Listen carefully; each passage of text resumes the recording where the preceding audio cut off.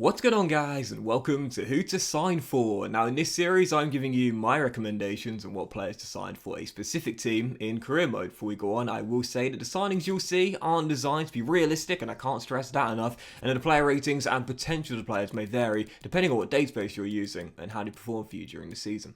Obviously you don't have to follow all the tips. This is really just a set of guidelines to give you a hand if you're stuck for ideas and want some suggestions on what players you could sign for a certain club. This is mainly aimed at those of you out there who may be new to the game, a little bit of advice, or for those of you out there which want a few recommendations on what players you could sign for a team that you may be using in career mode this year. And this one has been a long time coming. Yes, they are one of the best RTG lower league clubs you can manage in FIFA Career Mode. But from next season onwards, they won't be in League One. No, congratulations to the Black Cats. They've finally got back to the second tier of English football since their relegation to League One. Alex Neil guiding them to promotion via the playoffs this year. Congratulations to them for doing so. But they're a brilliant team to use for a FIFA Career Mode. I think so many people have used Sunderland over the past few years since their relegation from the top flight, then from the Championship to League One as well. They've been a great RTG team, and they've got the real stadium in the game. The Stadium of Light, fantastic stadium. They've got great kits. They've got a rich history, a strong northeast rivalry with Newcastle United, of course. It's a great team to use, and of course many people, especially outside of the UK, have become more knowledgeable about the club due to the documentary Sunderland Till I Die. So yeah, great team to do an RTG with, whether you start this year in League One or next year in the Championship. So Sunderland are a 2-star team in the game, and their objectives in the first season, very simple. Get to the Championship, but do it automatically, gain automatic promotion, and also reach the last 16 of the Cup. Now don't get me wrong, Sunderland's team isn't bad. For a League One side, 2-star is pretty decent, and obviously you look at the team here, there are a couple of decent young talents, none better than Doyle, your young centre-half. His deal's upcoming the end of the year, definitely extend Callum's contract. He's the best young potential player you've got in the team with 80 potential.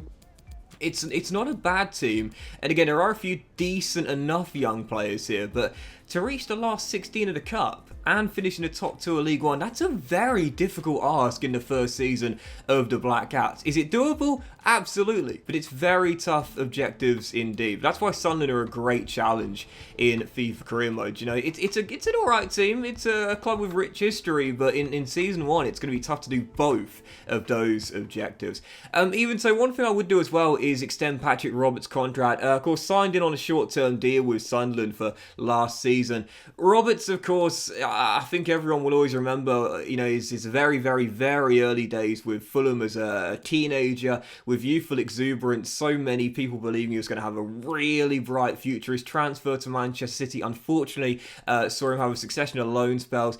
He just never really developed and hit the heights that people were very expectant of him to do so in his teenage years. He's now at Sunderland, though I would extend his contract. He's in the high 60s for overall. He's only 24 years old. He does grow a couple of ratings too. So whilst he might not ever be the Patrick Roberts people thought he might become one day when he was a teenage star at Fulham, he's still a decent player, you know, and he's certainly someone that will play first team minutes in this Sunderland team for now and probably next season as well in your career mode. But there are loads of players to put on a transfer list though. You'll notice with Sunderland, it's actually quite a fixed squad, which you don't really need it to be. Now, obviously in League One, you're going to play 46 games a season in the league, plus you've also got 3 cups. Yeah, 3 cups, and you know how I feel about that. You got the Papa John's Trophy, then you got the Carabao Cup, and then you got the FA Cup as well. So of course having a fixed squad can be helpful for fatigue, but because players very rarely get injured in career mode or suspended too, you don't need as thick of a squad as the one that Sunderland started off with. I would sell quite a lot of the fringe players here. There are a few players that deals that come at the end of the year, such as Bailey Wright and Gooch as well, who might have first team roles in the first team that I would look to sell and bring in younger players. And that's the key really with Sunderland, because it is an RTG.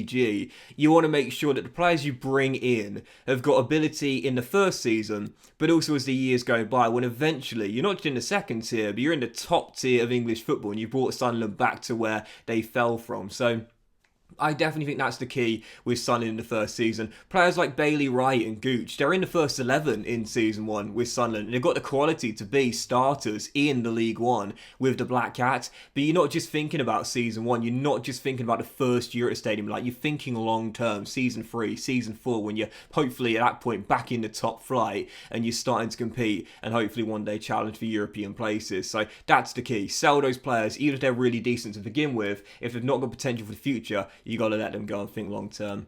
One of the reasons Sunderland are a great challenge for a career mode though is this. Now, after the sales we made, we had over £6 million in our budget, but what you'll notice is that you won't be able to have many options to bring in, and the reason being is very simple. It's not due to financial reasons, but it's because a lot of the players that you might consider signing, particularly young English talents, won't want to drop down divisions and go from Premier League to League One. So you saw the likes of Charlie Patino, who I had on my shortlist, Jared Braithwaite of Everton, the right wing back from Watford as well, Jeremy. There's quite a lot of players I had on the transfer list, but you would have noticed that I couldn't negotiate a transfer offer with the club because the players were unwilling to relocate. So in season 1 with Sunderland, you've really got to branch further afield and forget about signing players in the Premier League because it won't be physically possible. You've got to start looking for players that are away from England and also sometimes in cases of Europe as well. Now, in terms of players to sign though and positions to strengthen, I would say there are two positions for me with Sunderland that are key to strengthen. One is at centre-half, because you're most likely going to sell a couple of centre-backs in season 1, including Bailey Wright and Jordan Willis as well. And the other is up top as well. You'll notice with Sunderland, they've only got a couple of official strikers here. You're going to want someone new to bang in the goals. And my recommendation is this guy right here. Now, my two top tips were actually going to be Liam Delap of Man City and Scarlett of Spurs, but because the players were unwilling to relocate, I had to look further afield. This guy's not a bad C option though. It's Zeki Amdouni. He's a young Swiss striker, 20 years old, 68 overall to begin with, so he can go right in the first 11 and partner Ross Stewart up top, and he's got 81 potential as well. So in League One, he'll bang in the goals in season 1, and again, as I mentioned earlier, long term, he'll still be good enough to play a role in your team once you get to the top tier with Sunderland. And at the back, for new centre-backs I would sign, well, again, unfortunately, my options were limited. The players I was primarily looking at were Jared Braithwaite of Everton and Charlie Cresswell of Leeds. Instead, I had to go a little bit further afield than the north of England and go elsewhere to South America. This is the guy I ended up signing. His name is Alexis Duarte. He is a young Paraguayan centre-half, 70 rated, 21 years old. He's valued at 2.9 mil, but his contract's up coming the end of the year, so you can get him for under the valuation. I think he spent 2.25 mil to get him, which is a really, really good deal for this guy, because at 70 overall, he'll be one of the highest rated players in your team from the very first season. So he'll replace Bailey Wright and also Willis as well. He'll be higher rated than those two players to begin with, and he'll be several years younger with more potential too. He's only 21, he's got 80 potential, so he grows 10 ratings during the course of his career, and with dynamic potential, he can definitely sneak into towards the low to mid 80s overall as well. He's got some decent base stats as well, not too bad whatsoever as an old school centre-half, and he'll slide right into your first 11. You do play a back 5, of course, with Sunderland, well, that's where they're set up. You want to keep that. You've got Doyle, the youngster, and Danny Barth, who's coming too, but having someone like Duarte, great first team quality and great potential as well. So because we sold a few centre backs, I would recommend a backup centre half as well, someone just to be on the bench or in the reserves for cover. A great option is Nathan Wood of Middlesbrough. Feels like this guy's been around for several years now, but he's only 19 years old at the start of the save. Now, he does start off 62 overall, so not the highest, but in a League One division, he'll be good enough to start a lot of games, if not come off the bench. And because his contracts are coming at the end of the year, once again, you can get him for under the valuation. We spent £675,000 to bring him away from Middlesbrough to Sunderland, from one northeast side for another. He's got 80 potential as well, so he grows 18 ratings, and like Callum Doyle in this team, his overall might not be the highest to begin with. Wood at 62, Doyle at 64, but a pair of them have 80 potential. So as the years go by, they'll both be really good, if not first team starters, then squad players for the Black Cat. So yeah, really solid young player to bring in with some very good pace as well for a teenage centre half, and definitely someone I'd recommend as a 4th/5th choice centre half in this Sunderland team.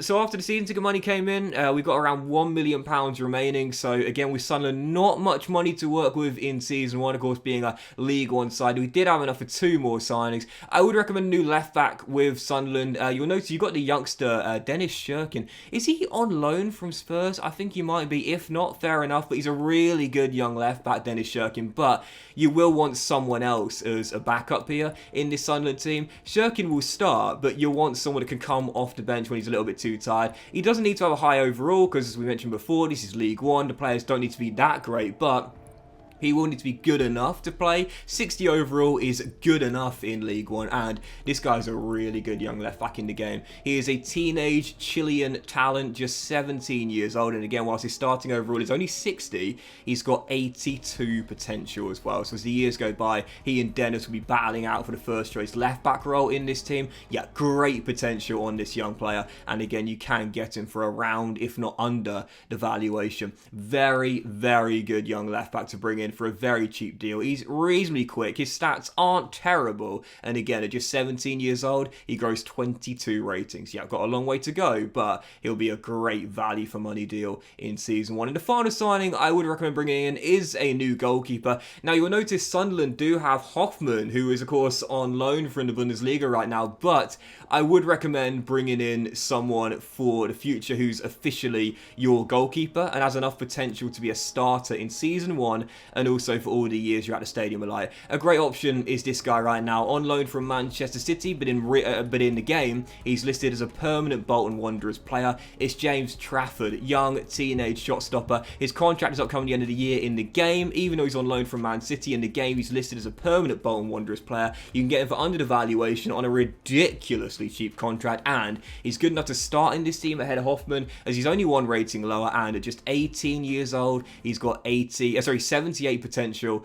as well. So yeah, really, really solid young shot stopper. And again, whilst Hoffmann is a rating higher, Trafford is 4 years younger, and the likelihood is Hoffmann is going to get recalled midway through the season as well. So that means you have someone good enough to replace him once he goes back to Bayern Munich, and he's also 4 years younger with high potential as well. So in my opinion, I'd start Trafford from the very first season and maximise his growth. So with Sunderland, we spent practically every single penny. You'll see the sales here. We sold some of those players, Bailey, Wright, Burge, Willis. These players aren't too bad, Gooch as well, but again, it's not about what they offer in season 1, it's what they'll offer in season 3, season 4. Practically nothing. So you might as well sell in the first season and bring in the young talents. We did that. Rodriguez with 82 potential, your new backup left back. Anduni starting up top alongside Ross Stewart with 81. Duarte coming into your back 5 with 80 potential. Nathan Wood off the bench with 80 potential. And your new starting number 1, James Trafford with 78. We made this side a lot younger in the first transfer window, and that's the key, because Sunderland is an RTG. It's not a one and done series, of course. So, as per usual, we'd simulate the end of the season with Sunderland, see if we could hit those very tough objectives, finishing in the top 2 in League One, gaining automatic promotion, and going to the last 16 of the FA Cup. And as you can see, well, there were no fixtures in May. That meant we did not go into the playoffs. So I knew one of two things has happened. Either we'd missed out on playoffs and promotion altogether, or we'd gone up in the top 2. And in the end, it was the latter. I felt very confident watching the simulation go by as well that we'd done it. Although it was quite tight, to be fair. As you can see, Rotherham and the Millers were the champions this year, despite the fact we scored more goals than Rotherham United. But even so, 4 points below the Millers in second place. But whilst we weren't champions, top 2 is automatic promotion, and we've done our job. Very tight though, to be fair. Again, just 4 points separating second to MK Dons in 5th. But yeah, champions were Rotherham, but we go up second place as runners-up. That is enough to keep the board happy and the fans as well. In real life, of course, Sunderland finished 5th this year and ended up doing it via the playoffs. But in this season in the game, we did it top 2. You love to see it. So yep, Sunderland back to the championship, and as you'll see, my manager rating wasn't too bad, but it had dropped a little bit, and here's the reason why. In the multiple cups you have in season 1, the Papa John's Trophy, we didn't even make it through the group. Not bothered though, obviously it doesn't count towards the objectives. Same with the Carabao Cup as well. We were knocked out early by Mansfield Town, the Stags, in round 2. No, we weren't, sorry. Yes, we were. Yes, we were. Sorry, I forgot to go back first. We made it through the first round. We're knocked out by in round 2 by Mansfield Town. Totally fine though. Doesn't count towards the objectives. The only one that does count is the FA Cup. And as you'll see, we made it through the second round into the last 64. Though, as we got to the third round of the FA Cup, we were knocked out by the Tractor Boys, Ipswich Town at Portman Road by 2-1. That's okay though, because again, whilst the board did say last 16, that's a very tough ask for a League One side in the very first season. I personally wouldn't care about the Cup in the first season at all with Sunderland. No, I'd forget all about it. We did fail the Cup objectives, but it's a very, very tough one. Reached the last 16 of a League One side. That's a tough ask of a League One team. I wouldn't worry about it at all in Season 1. I would say your primary and sole focus is getting Sunderland back to the Championship. Whether you do it via the playoffs or automatically with top 2 finish, either would be fine. In this save, we did it via a top 2 finish. Look at the players that left on loan as well. Our squad got so much thinner. But even so, man, Sunderland, fantastic team to do a FIFA Career Mode because it really is a great challenge in Season 1. You've got 2 very, very tough objectives. In real life, Sunderland had to do it via the playoffs to get promoted. You've got to do it by finishing in the top 2. In the FA Cup, reach the last 16. Again, personally, I wouldn't bother about it. If you want to go for both objectives, that's a really tough ask in the first season, going to the last 16. And whilst the starting budget isn't too bad, there's not a great deal of money you can raise for the players you've got here. Only a couple mil max, I would say. And again, it's a side which definitely does need a rebuild for the long-term future because there's not that much talent here. Shirkin, yes. Doyle, yes. But other than that, there's not that much high potential players that are yours. Even so, great challenge in Season 1. Great RTG to do. Strong rivalry with the Magpies when you get them back to the top tier. And of course, with a real stadium in the game and a famous history too, I definitely recommend Sunderland for an RTG this year or next. But that will end today's episode of Who to Sign For, guys. Big thank you for watching. Hope you have enjoyed it. If you want to like. Most love to you all. Have a fantastic day. And I will see you for the next episode of Who to Sign For very soon.